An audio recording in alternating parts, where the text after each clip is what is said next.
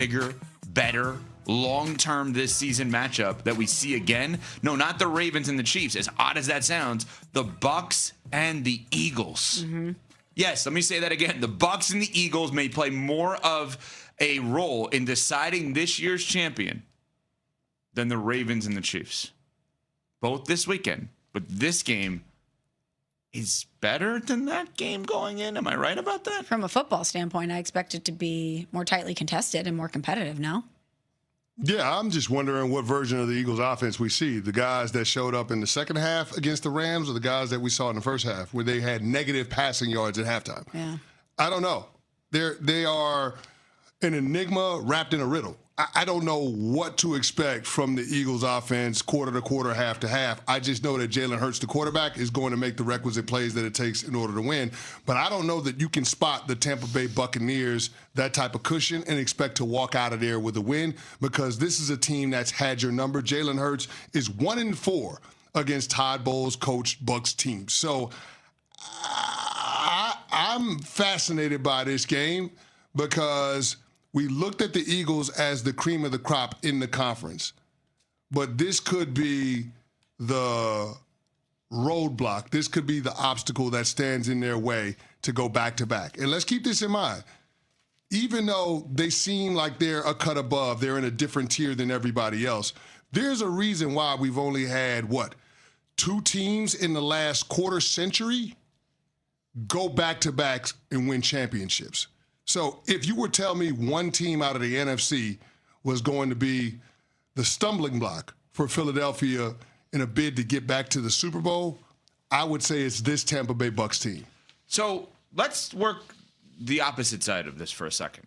What you just said has been the theme all week. Is everyone's looking at this game saying this is the one team that maybe if somebody could be that stumbling block, maybe if somebody is the kryptonite, it would be the Tampa Bay Bucs, right? What if we go the other way? What if the Eagles pummel them? What if the Eagles go in there and they win 31-13? Do I expect that to happen that way? No, but these are the Eagles. These are the defending champs. They don't lose when Jalen Hurts starts and finishes games. What if the other way happens here? Then what do we say about the winner of this game? Then I think we fully expect the Eagles to be representing the NFC in the Super Bowl yet again. If they go out there against the Rams, who we put in that contender bucket and who played them the toughest last year in the playoffs, and in the second half can have the composure to come back and win that game, and then you go out there and beat the Bucs, and if in this hypothetical scenario, you beat them down, and Todd Bowles has been an issue for Jalen Hurts in his career, the Tampa Bay Bucs are seemingly another team that could stand in their way, then we're going to sit here and say, who can't they beat? Who can't they beat? I feel that way anyway. But do you think they need this one on their resume for that conversation? I don't think they need the game, but I do think it would be telling in terms of Jalen Hurts and his sports character. I said this before, man. This dude constantly wants to improve. He wants to be better. He sought out learning from the all-time great athletes this offseason so he could figure out sustained success. To me, if he goes down to Tampa this weekend and finds a way to win, then all of a sudden this is another one of those things that we can check the box on in terms of Jalen Hurts not allowing the same opponent to best him throughout his career. Mm-hmm. It's reminiscent of Tom Brady in terms of being able to figure out a way to get past opponents. Well, maybe not the New York Giants in the Super Bowl, but you know what I mean. That was unnecessary. I think it was necessary. But it's true. But to be able to crack the code on this team, to be able to figure out a way to win after they've bested you 4 of the 5 times that you've matched up, I think that says something about Jalen Hurts' obsession with constant improvement. And if you have a quarterback that's leading in that way, then it sets the Philadelphia Eagles up to have a dynastic run. I think we need to point out this trend that's been happening. How many times have we compared Jalen Hurts to Tom Brady? Quite a few this week. And whether it's his mentality, his preparation, his approach, his unrelenting quest for greatness. That's the part that I think those two are built similarly. I'm not going to say anybody is Tom Brady because he's the GOAT. Of course. But in terms of the mindset in terms of his approach to this and how the results are piling up, we are starting to put his name in that conversation alongside Tom Brady. We're not saying he is Tom Brady. We're saying it's Brady-esque in the way that he approaches this, his craft. The attitude, the industriousness, it's going that way. And if that is the case, then why wouldn't we think that they could go back-to-back? We thought Tom Brady was inevitable. We thought there was nothing that he couldn't do. And yes, of course, we need a more robust body of work from Jalen Hurts in order to really go there with him.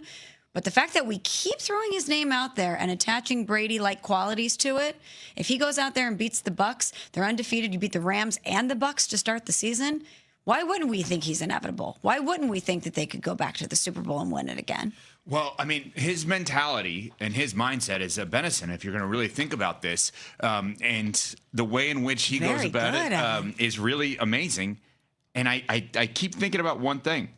I picked Jalen Hurts to win MVP before the season.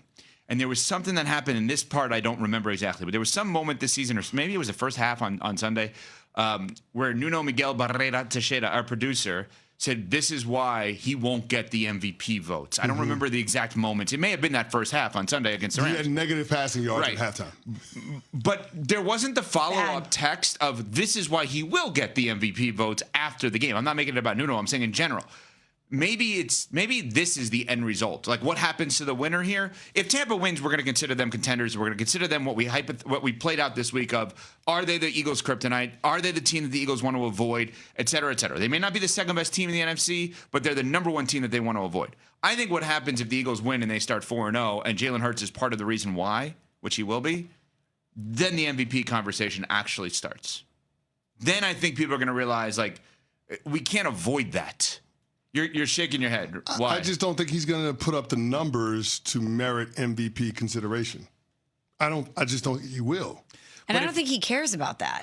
I know he doesn't care about that. He just wants to get the dub and move on to next week. Okay, so he's trying to win a championship. He's not trying to win an MVP. You just took me down a different path here.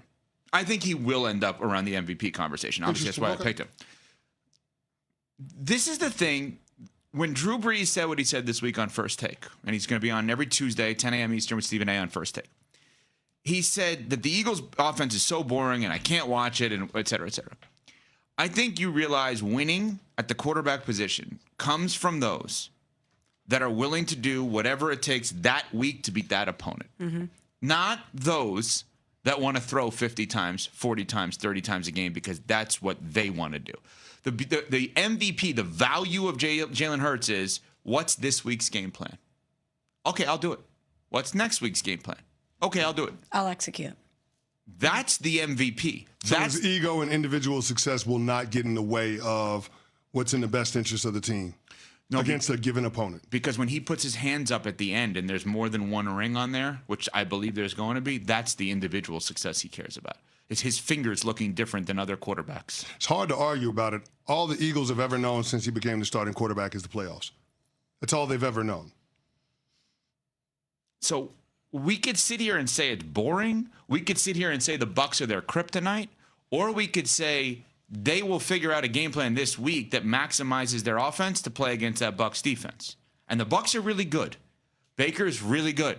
Todd Bowles is really underrated and really good. And that QB quarterback combination is really good together. But so are the Eagles. So are the Eagles. And I think that part of being boring is you don't actually know what you're going to see every single week. And because it could be just, hey, we're going to run the ball 40, 50 times. Hold on. You think that's boring? The diversity that they have in their offense is boring? I don't. Okay. Drew Brees said it was. Okay. Let's do it this way. Do you believe a team can win a Super Bowl, or win multiple Super Bowls with one style on offense? No. Because it creates a narrow path. You have no margin for error. And what do I always say about the NFL? It's matchup and adjust. Sometimes you'll just run into a bad matchup if you can only play one style. But if you got a lot of different ways that you can beat somebody, then all of a sudden it doesn't matter who the draw is, because you got the tools in the bag to be able to get the job done. And that would probably be the boring part of, well, this game may be a run 40 times